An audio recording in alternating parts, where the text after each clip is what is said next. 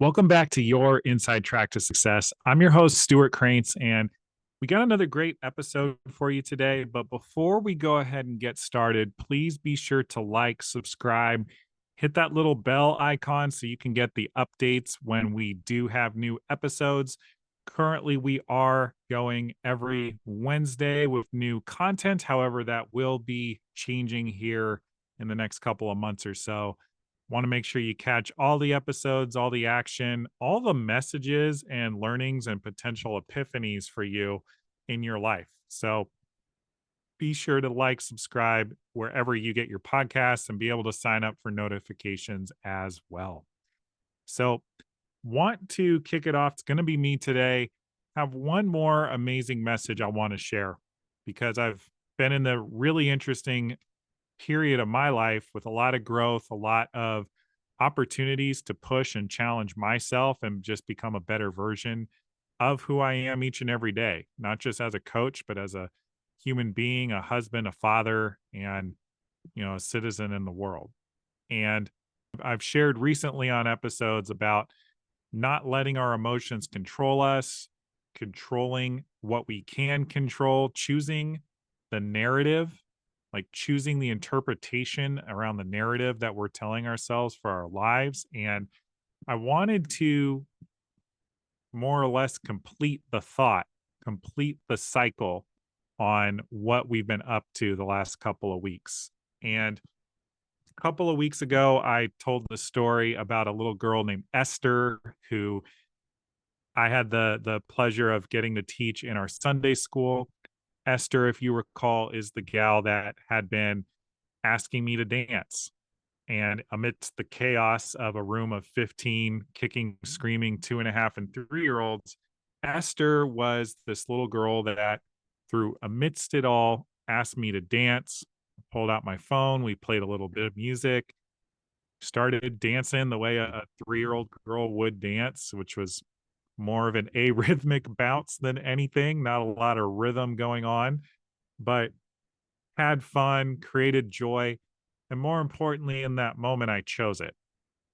Like I chose in that moment that I was going to have a good time. I was going to allow it to be a fun time amidst all of the insanity that is taking care of a room full of screaming children. And we had another opportunity to serve in our church this past week and had another little girl. Esther was there, but this time the message came in the form of another young lady, let's say. This little gal, her name was Myalise. Myalise has maybe the biggest smile you've ever seen. She has, she was wearing this like bright reddish pink dress and could not have been more excited for the fact that we were blowing bubbles, y'all. Bubbles. Now, being that we are Sunday school leaders in this church, we do have a curriculum we're supposed to get these kids through each and every day. And given the age of the children, it's often quite difficult. But my Elise was super excited that we had bubbles. And so I began blowing the bubbles and she began shrieking and jumping up and down and screaming again, again, again. And we did the thing and we rocked it out. And I blew bubbles for well over half an hour, which, if you've never had the pleasure of doing that, y'all, I promise you it will leave you lightheaded no matter how good a shape you're in. And, the message that I want to convey from this is that this was another situation where, the kids were chaotic. They were, doing their thing, being children, but certainly outnumbering Jennifer and myself. And through it all, I chose to make it easy. Ease is a choice. Easy is something that we often overlook as something that's available to us. You see, in this moment, we were trying to set up the arts and crafts that we were supposed to get through. I know that there's a little bit of a story we're supposed to teach. We could have been like, no, we got to do this now. No, we're not going to blow bubbles now. But by me choosing to lean into the ease, I not only made it easier for myself and Jen by choosing something that the kids were excited about, it also made the made sure the children had a better time as well. Like they were excited and they were engaged. And with that age group, half of the battle isn't teaching them anything necessarily. It's making sure they have a good time so that they're not afraid, they're not constantly crying for their parents, even though that they're only going to be in our care for an hour and a half. 90 minutes is a long time to a 3-year-old to be without their mom or dad. And they don't know who we are. So it's building that trust, building those relationships with these little kids so that their parents can enjoy a church service. And so by choosing the ease of the situation, I allowed those things to happen much more organically than they would have if I had been trying to force the issue or had been really attached to what the evening looked like. Like if I was like controlling the situation of, oh, no, no, we got to do this, this, and this, absolutely would not have gone as well. Probably would have ended in tears at some point. But by choosing the easy route, by choosing the ease of the situation, I was able to create that space for the kids, particularly little Myalise. And so, with that in mind, something I don't want you to get it confused on is when I'm saying ease, I'm not saying lazy. Two completely different things.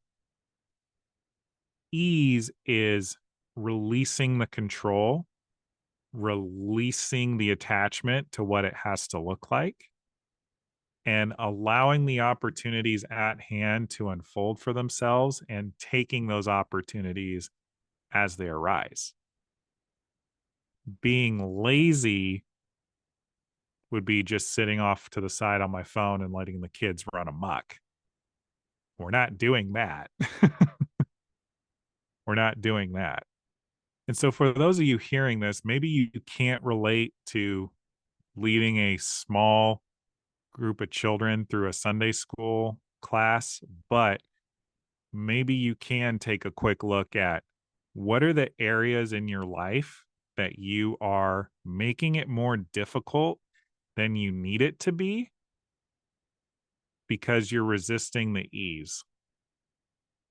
You're so attached to how things have to look, possibly because you feel like they don't count or that your self-worth is at stake if they don't look a certain way, that you don't allow things to happen maybe as they're meant to. You know, a mentor of mine posed it to me, just to go back on the self-worth piece. Oftentimes, we are super attached to not only how the outcome looks, but how we're supposed to get there because we're afraid of being seen as fraudulent or phony or somehow less than. Like somehow our results don't matter if we didn't do 100% of the work and if it wasn't really hard and there isn't like a crazy story of me overcoming adversity in order to get the job done. Far from that, y'all. Like what if you just allowed what was there to unfold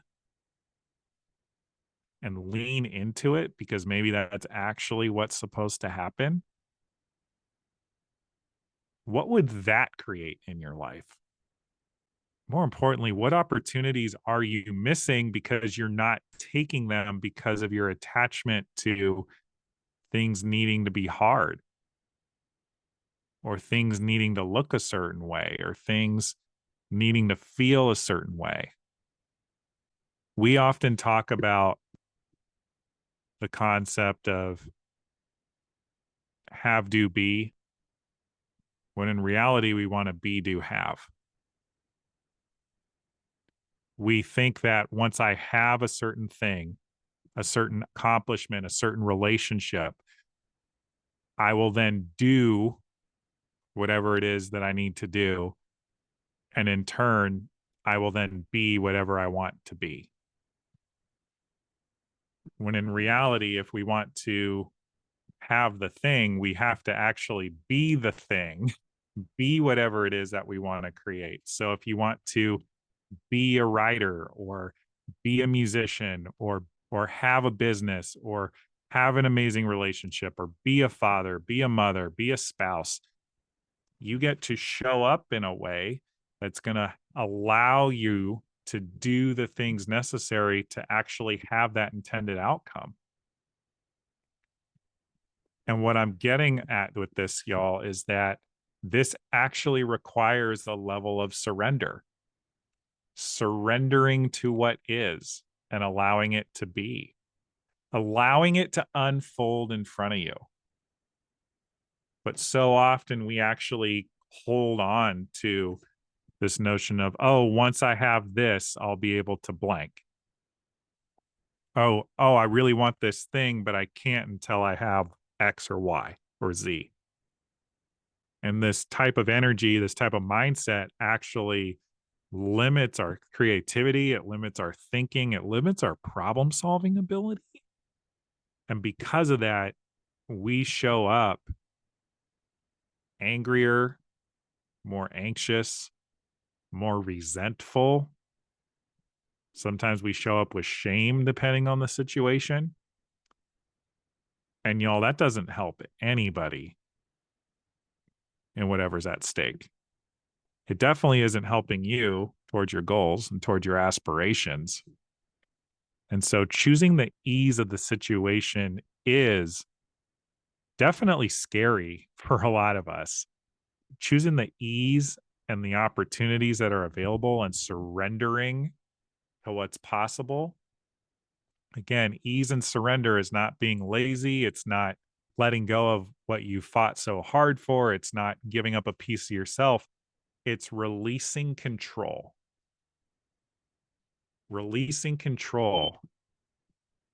and allowing things to come to you more naturally than you are because you're trying to force the situation. So many of us pursue huge goals because we want what we think those things are going to allow us to feel. We don't actually want the thing. I am a runner. I talk about it a lot on this show. I get a medal every time I run a race.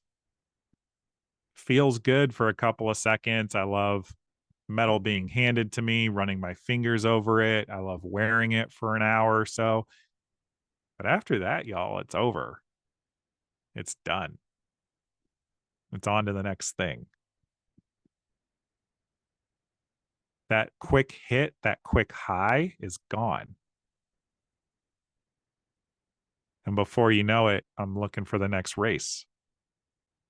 So many of us are chasing what we think is going to allow us to feel the way we want to feel, when in reality, it's a matter of surrendering to what is already there and learning how to be okay without controlling how things have to be all the time. I like myself whether or not I run another race. I am recording this. At the time of this recording, I am actively training for another half marathon, which I'm super excited for. I can already envision myself running a better time. I can already envision myself getting another medal to add to my collection, another shirt, the ways that's going to deepen my relationships with some of my friends who are also runners. But I like myself enough that I don't look at myself any differently in the mirror if I don't accomplish this goal.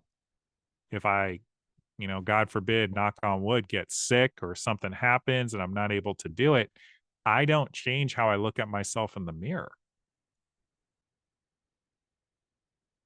And it's not necessarily fun to walk out the door in the cold, bundled up to go run 7 miles on a Sunday, but I do it. And I choose that it's going to be easy. I choose that no matter how ridiculous I look in my outfit choices, no matter how sweaty and disgusting I look, no matter how bad I smell, I'm going to finish those miles. It's going to be great. Going to have a good time. And I'm going to come back and be proud of myself and excited to do it again because I'm choosing the ease and I'm choosing the surrender to the situation. And I'm allowing that to build me up versus what it has to look like or what the process needs to be. So if you're listening to this, I challenge you. Why do you want the things that you want? And if it's to prove some type of self worth to yourself, is that need to develop your self worth through the accomplishing, making things heavy and difficult and hard because you're so attached to what things have to look like? Definitely take the opportunity to journal on this. If you need to hit pause, rewind, listen to this again, go for it. Some real gold here. A version of me that wasn't around all that long ago, just a few years ago, I would have been the type of person that would have said no to blowing bubbles for this little girl, my Elise, because I would have been so attached to getting everything completed on the to-do list that day in that room of 15 kicking, screaming toddlers that I would have missed this golden opportunity to create joy, to create happiness, to create a deeper relationship between this girl and the church because of my own ego and my own agenda. And so I challenge you listening to this, where are you getting in the way of possible results for yourself? Because yes, we do get to control the narrative of our lives, but we also get to look at how we're getting in the way of something far, far greater than our own plans. Because sometimes it's not entirely up to us, but we can only glean that wisdom if we're open to it and we're looking for it. So, wherever you are listening to this, I hope this message finds you well. This has been another episode of Your Inside Track to Success. As always, I am your host, Stewart Kraintz. We will be back next week with another amazing guest or inspirational message. Until then, please like, please subscribe. Please share this with somebody. Admission to the show is free. We just ask that you continue to share the love so that we can grow the impact and reach as many folks as possible to support them in creating the lives of their dream as well. Sending you guys all the best wherever you're catching this. See you next week.